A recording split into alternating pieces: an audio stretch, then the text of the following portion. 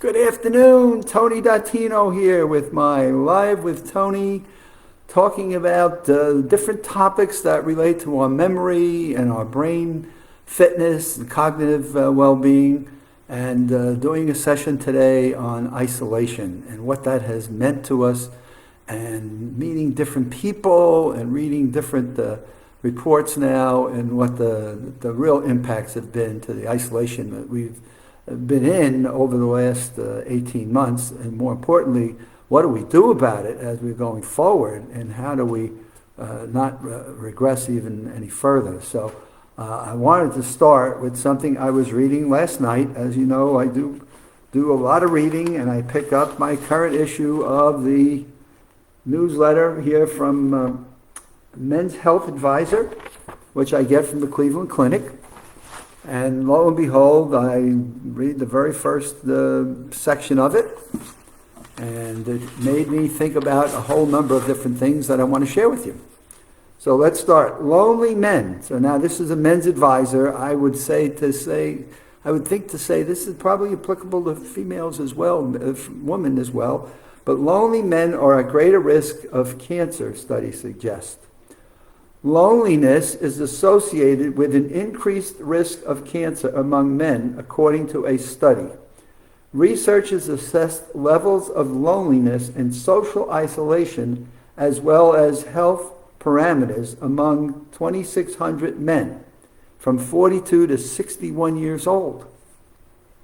During a follow-up period, a quarter of the men developed cancer, and 283 died. Loneliness was associated with a 10% risk of cancer, and moreover, men diagnosed with the cancer were single, divorced, or widowed at the time of their diagnosis, and those died earlier than those who had lived with a partner. So you can be lonely with a partner or lonely and alone without a partner. It's either way you cut it. Now here's what the interesting thing, the message. Loneliness may increase the risk of cancer in middle-aged men, although the biological mechanism underlying the association is unclear. You must find ways to combat loneliness. Here's the interesting part about this article in the Cleveland Clinic. The study they did with these people is 20 years old, and the results are just coming about now. So it's a study that's existed for 20 years. So what we've known, even within the isolation and the lockdowns of the COVID restrictions, we were going to create lots of additional problems that went beyond COVID. And what do we do with that going forward becomes crucial. So let me share a few personal experiences I've had over the last week that really made me think of isolation and loneliness, and forget the fact that it happened to be men. In fact, the experiences I've had all happen to be with females, which is why I say it doesn't need to be just men, it can be also with women. It's the subject of being isolated and lonely, and I've done a number of Live with Tonys on this, on my Facebook Live with Tonys. And the issue of how do we prevent loneliness and isolation during a period of a lockdown? Because, look, I've abided by the guidance. I've been very restrictive in terms of where I've gone. I've been very careful. I wear a mask. I do my hand washing. Very sensitive to social distancing. I've been very conservative in what my habits have been. Yet I still feel like I've been very active and socially engaged. But let me share with you a couple of experiences. We have a dear friend who has been in an assisted living center and has now been moved over in January to skilled nursing because her condition had deteriorated. And it had deteriorated to the point where even the psychologist at the skilled nursing facility felt that she was cognitively impaired. So with the opening, right, you got a mask, you got to get your temperature checked, you got to fill out a form before they admit you, but they opened it up for visitation. And now you don't need an appointment, but they do take your temperature check every time you go in. But over the last several weeks, I've been now there almost a dozen times. And what I've noticed from the first visit that I had with our dear friend to the visit that I had with her this week, her mental awareness is kind of coming back. Conversations we're having, she's coming back into the zone. She's coming back to being the person that I saw in Thanksgiving of 2020. So she's returning to what I thought was a very cognitively functioning human being. Her scans have shown no evidence of a stroke. She's had no disease or anything that they've been able to find that would dictate that she's kind of lost some function. But what she did lose was talking with people. She was in assisted living. They shut it down until Thanksgiving. Couldn't have visitors. You got to see your CNA and your nurse and your nutritional person each day. And they were all on a schedule and they were all restricted and gowned. And so she was in a one-bedroom, isolated. Didn't talk to people. In fact, shockingly so, visiting her at the skilled nursing, she doesn't watch TV that much anymore. This is what she used to do all the time in her natural state, and she used those TV programs to talk to people. And did you see this program? And did you watch this? And well, I saw this on the news. And what about this? Who do I believe? And what? Doesn't even do that anymore. She withdrew from living. She withdrew from personal interaction, totally isolated and completely alone. Actually, until we explained more about COVID and the restrictions, he was angry at us because we stopped visiting. And though people tried to explain to her what a lockdown was, it never completely processed in her thinking as to what that meant to her personally. So what I've been doing in each time, so now what do you do about this? Here's a woman that just was mentally active and has kind of just shrunk. Forget about the fact of cancer. She's got probably the worst thing, the shrinking of our brain and our brain cells and our mental capacities. And over a period of weeks now, we're having conversations. I'm bringing newspaper, I bring a magazine, we read an article. I teach her one of the elements of our Maximum Memory Mastery online course. So I take little vignettes of the Maximum Memory Mastery and I teach a little bit to her each time I'm there. And as some of the people that were with me on the visit we had this week, they were amazed at, wow, what a difference. She's coming back into dialogue. She's coming back, actually had the TV on again yesterday.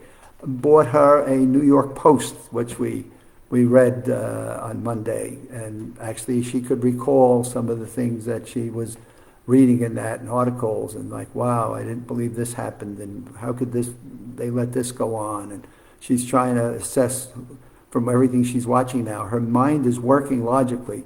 Who do I believe? What do I trust? Who do I listen to? What reports should I follow?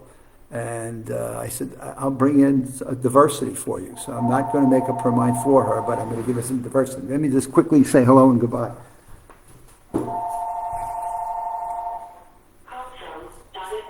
Let me call you back. I'll do my Facebook.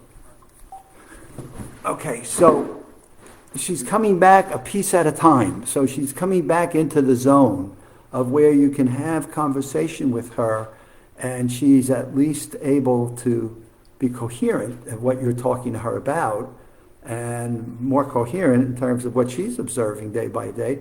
She's now talking about the different aides and the different people in healthcare, who's doing a great job and who needs a little bit of help. So Tony gets these things, and off I go to go talk with different people.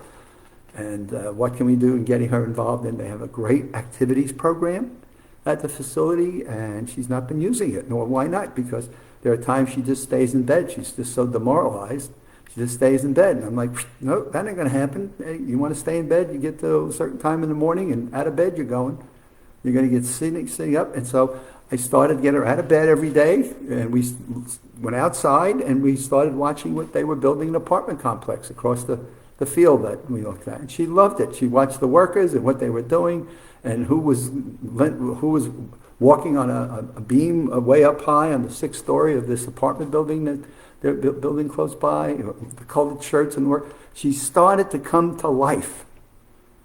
She loved going outside, just breathing in fresh air that was outside. And this is not crowded, so we're distanced. She's got to have a mask on. We're doing all the things that are getting her back to being a human being. And her memory is coming back of different events and different activities, things in terms of her personal activities, things that she remembers that were just kind of lost because she was in a hole. She was in a depressed state of isolation and loneliness. I'm going to go quickly share this with a couple of young girls. I see some young people at the swimming pool. And I talk to them about their school, and they're just, I don't want to talk about it. But why don't you want to talk about it? Because I don't want to do that Zoom thing again. I miss my friends. I miss being able to play. I miss being able, and you can see in the young kids now, these are 9 and 10-year-olds. So I'm on one end of the spectrum in a senior living, and on the other end of the spectrum I'm with 9 and 10-year-olds. And the conversations are no different. They don't want to talk about school. They don't want to go back to sitting in their home and looking at it on a computer. And you look at and they've lost the year when I talk. So what was it that you learned in school last year? Nothing. It's a whole year of their life that we need to regroup. Now, did we move these kids forward a year and now they're going to become learning challenges? Did we just give up a whole year of their life? How do we adjust to them? So what I've done with them is I said, I'll tell you what, next time we come together, you're going to tell me something that you learned from your school year, the prior semester. And what is something that you'd like to see when you go back to school here in Florida? It's August. So when you go back to school, what were some things that we could make that would make it fun? So I started to what we call pre-frame their thinking of, so what was it you learned? So when I see you next time, I want you to be able to tell me. What was it? So I want them to go back into their memories, realize somebody's interested in hearing them talk about this, and then what are you looking forward to when you go back to school? Now, the easy part was, as I got to see them again over the past week, boom, I learned about Mexico, I learned about different studies of geography, I learned some things about my friends and playing out in the playground when we can do that. Before we were locked down, we learned about some things that she was able to do that she really enjoyed, which now brought us to, and so what are you looking forward to as you go into the next school year? So it was really interesting. In both cases, these young girls were able to have much more life and much more energy in talking about what they're looking forward to. So I think there are things that we can do, but the first thing we got to recognize is, where do we have people that have been in isolation and have this feeling of loneliness, and how do we help them gently move out of that stage, especially if they've been in a lockdown for a year. And so reading this article in the Cleveland Clinic, Men's Advisory, and talking about lonely men, and then saying, that's a 20-year study. We've known this in the study, and this is what's coming out of it. And yet we knew that kind of information because it's been coming out for the last several years about loneliness can kill us. Isolation is deadly.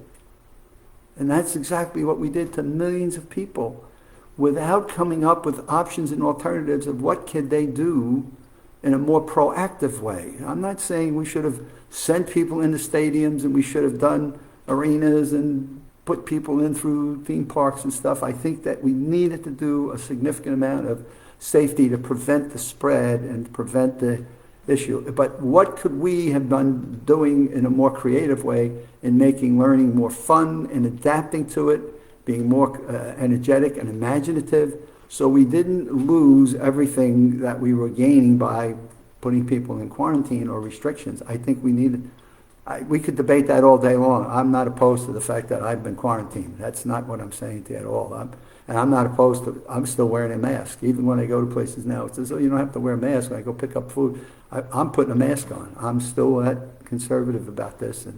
people look at me and say, well, you must be this. No, I'm a human being that wants to live. I got a lot to do and a lot to go on. And I'm going to do what I think are the right things based on what science, I do a lot of science reading, is telling us that are the safety things about masking and hand washing and distancing. So I still want to be smart about all the things we've learned over this past year and a half. That is my broadcast. So here's my message. Isolation, loneliness. Anybody you know in that category, nurse them through that a little bit at a time. Don't go for the whole loaf. Start with little pieces. Start thinking about magazines, newspapers, maybe a TV program for a little bit, and use that for dialogue.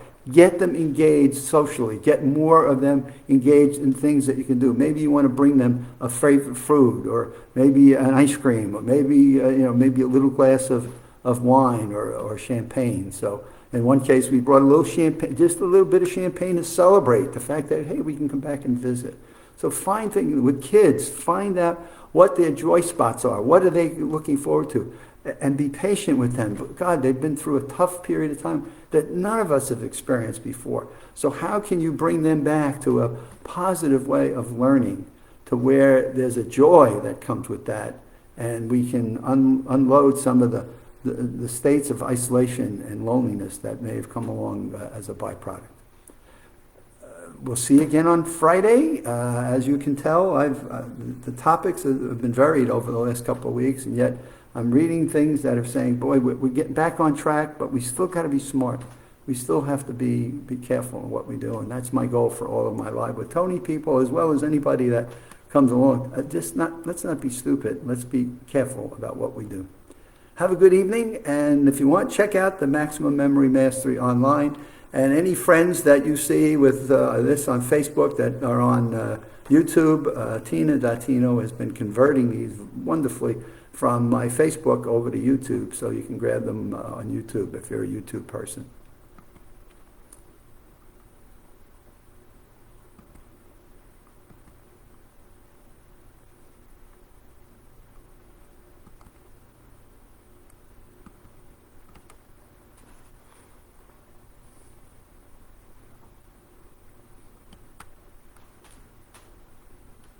Well, trying to shut this down.